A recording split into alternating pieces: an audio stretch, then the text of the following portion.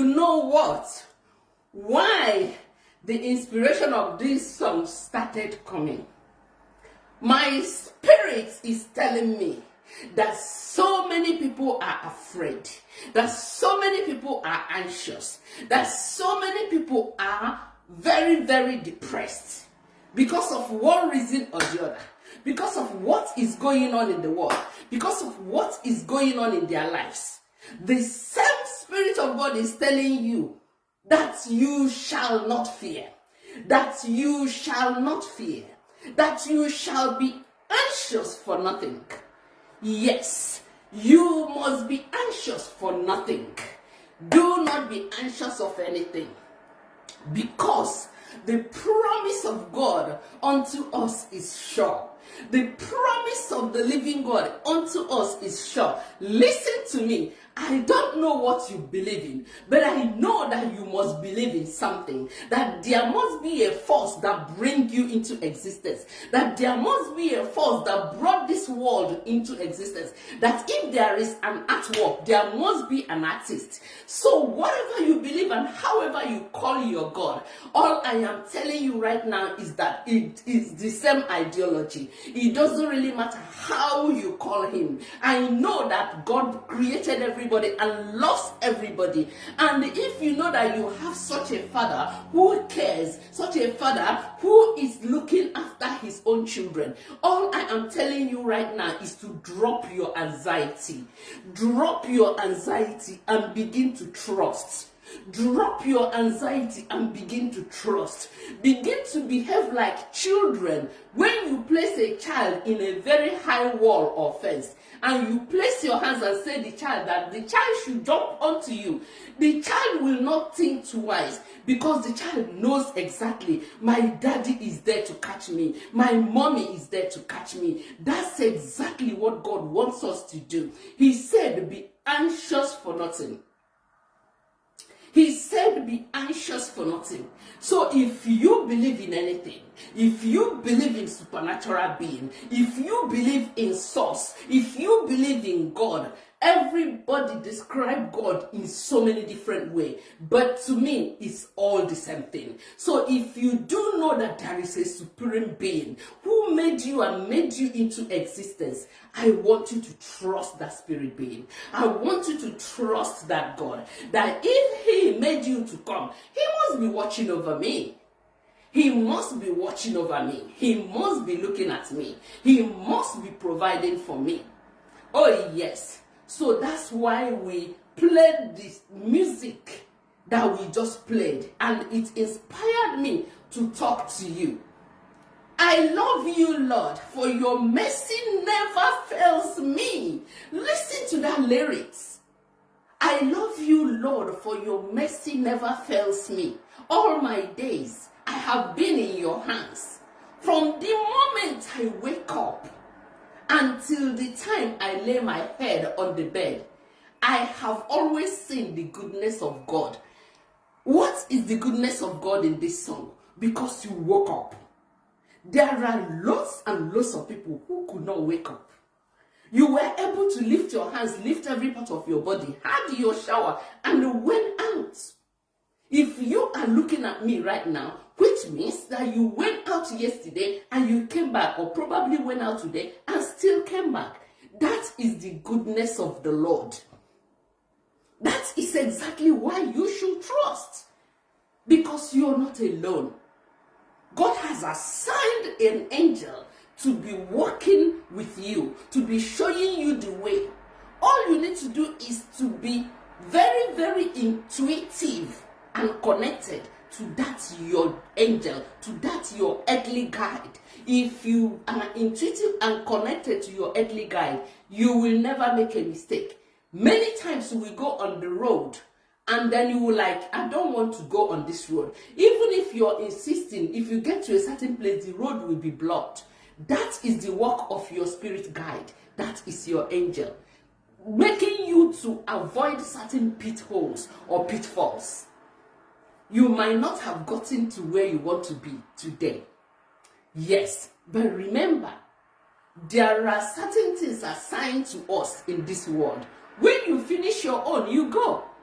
You might be trying to acquire certain amount of money at a time, but that certain amount of money is the money that is allocated for you throughout your life, that you have to space it out in order to be able to use it. But you are doing everything and pushing to get all of them at the same time. Remember, when you get all of them at the same time, it's time for you to pack and go. So when certain delays is happening in your lives, I want you to know that God is watching and his goodness is all over you 24/7. Yes, I really don't want us to finish without looking at a Bible reference. So let's go to, I think it's Philippians chapter 6 verse 9. Let's just look and see what the Bible is telling us about fear. Philippians 6 verse 7.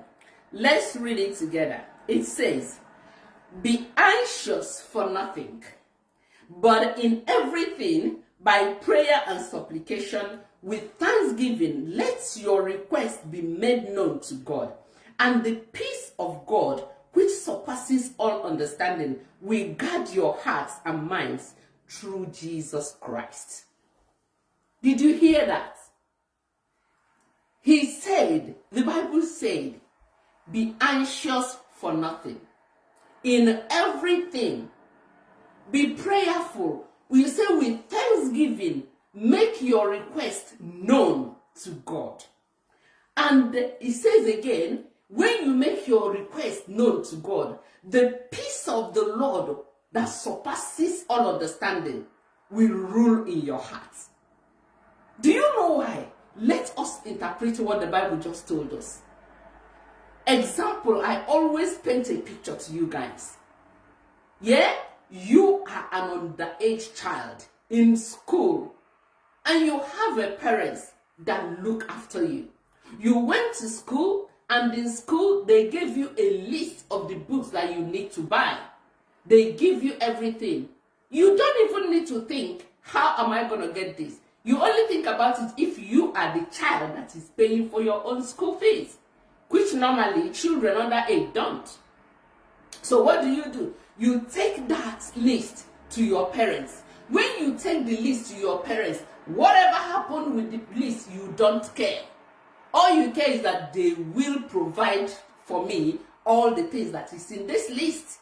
That is why he said, do not be anxious for nothing, but in everything, be prayerful. That prayerful is what you have just done. You taking the list to your parents. So what is prayerful? Prayerful is you going to God and say, Father, honestly, I don't know what to do. I need this.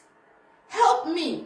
You are my Father. You are my provider. You are all that I have known. I want you to take care of this for me. When you have done that, then he said, with thanksgiving and a happiness, live. You have already handed it over to your Father, and your Father knows what to do with it.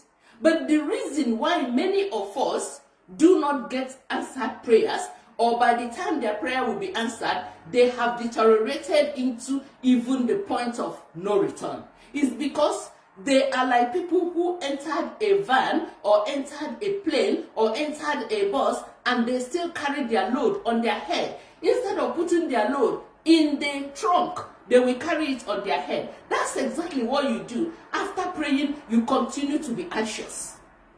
Prayer is like offloading your load onto God. That is taking all the things that you're carrying to travel, you put it in the boot, or you put it in the cabin or anywhere. You're no longer carrying the load. So why should you offload your load and you still carry it? That is exactly what God is telling us. I'm going to close with this.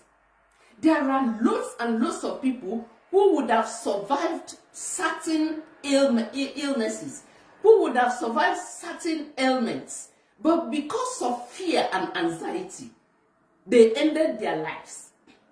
Some people go to hospital and they are diagnosed with certain conditions.